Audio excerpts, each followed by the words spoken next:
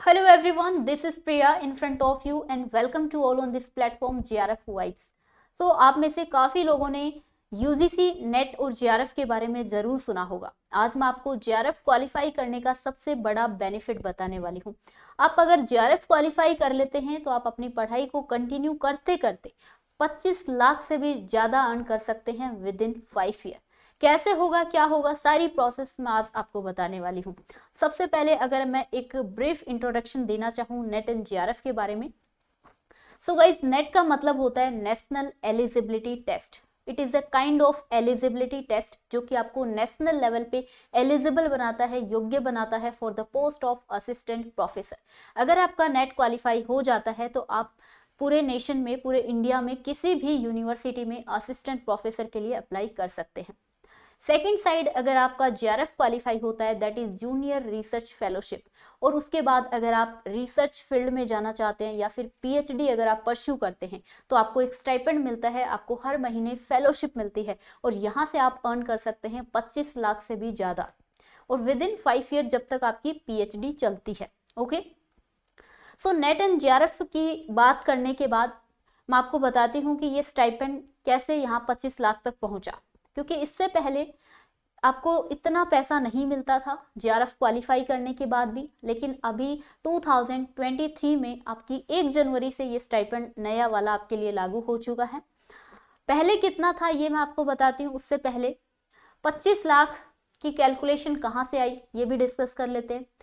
Like आपको first starting के जो 2 साल हैं इन योर PhD, स्टार्टिंग के 2 साल आपको मिलेंगे 37,000 पर मंथ, और 2 साल की बात करें तो 24 मंथ हो गए, यानी कि 8,88,000 के समथिंग तो आपको यहाँ से विद इन 2 ईयर आप अर्न कर सकते हैं। उसके बाद नेक्स्ट 3 ईयर की बात करें तो नेक्स्ट 3 ईयर आपको मिलेंगे 42,000 पर मंथ, यानी कि 36 मंथ के लिए, और वो अमाउंट कितना बनता है 15,12,000 के समथिंग। अब ये टोटल इसको अगर ऐड करते हैं तो ये अमाउंट बनता है आपका 24 लाख, प्लस आपको HRA और अदर अमाउंट भी मिलते हैं, तो इस प्रकार से आपका 25 लाख अमाउंट हो जाएगा विद इन 5 ईयर। ठीक है, पहले ये अमाउंट कितना हुआ करता था, 31,000 हुआ करता था जूनियर रिसर्च फेलो, जो कि आपको स्टार्टिंग के 2 साल मिलता है, और अब ये अमाउंट इंक्रीज कर दिया गया है 37,000। देन नेक्स्ट 3 ईयर के लिए आपको मिलती है सीनियर रिसर्च फेलोशिप, जो कि पहले 35,000 मिला करती थी और अब ये मिलती है 42,000। देन रिसर्च एसोसिएट के लिए पहले आपकी फेलोशिप थी 47,000 और अब बढ़ा के कर दी है 58,000। रिसर्च एसोसिएट सेकंड के लिए पहले 49,000 थी और अब हो चुकी है 61,000। रिसर्च एसोसिएट थर्ड के लिए पहले 54,000 थी और अब हो चुकी है 67,000। सो ये है हाइक जो आपको अभी इस फेलोशिप में मिला है, जो कि 1 जनवरी 2023 से आपका लागू कर दिया गया है। यहाँ से आप ऑफिशियल नोटिफिकेशन भी देख सकते हैं इसके regarding department of science and technology, DST department का।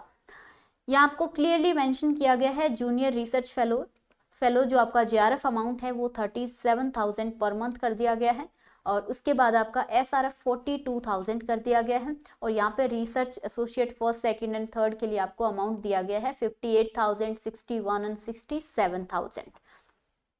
सो ये नोटिफिकेशन आप department of science and technology की वेबसाइट से पढ़ सकते हैं, और ये आपको यहाँ पे ट्विटर पे भी इनका ट्वीट मिल जाएगा, like JRF SRF research associate first, second and third के लिए जो अमाउंट दिया गया है। सो अभी ये हाइक हुआ है, अच्छी बात है। हालांकि हाइक बहुत ज़्यादा नहीं हुआ है, अराउंड 20% आपका इस फेलोशिप में हाइक देखने को मिला है। सो मैं यही रिकमेंड करूँगी कि आप नेट या फिर JRF के लिए प्रेपरेशन कर रहे हैं तो JRF को अपना टारगेट मान के चलिए। अगर आपका रिसर्च में इंटरेस्ट है तो आप PhD में एडमिशन लीजिए, वहाँ से आप अपनी पढ़ाई को कंटिन्यू करते करते आपकी पढ़ाई भी साथ में चलती रहेगी, और आपको 5 साल के पीरियड के लिए एक अच्छा खासा अमाउंट गवर्नमेंट के द्वारा प्रोवाइड किया जाएगा, जहाँ से आप रिसर्च को भी आगे फॉरवर्ड कर सकते हैं, या फिर आप किसी और फील्ड में जाना चाहते हैं तो वहाँ भी आप जा सकते हैं। सो आई होप ये वीडियो आपको अच्छा लगा होगा। Thank you so much everyone, मिलते हैं नेक्स्ट सेशन।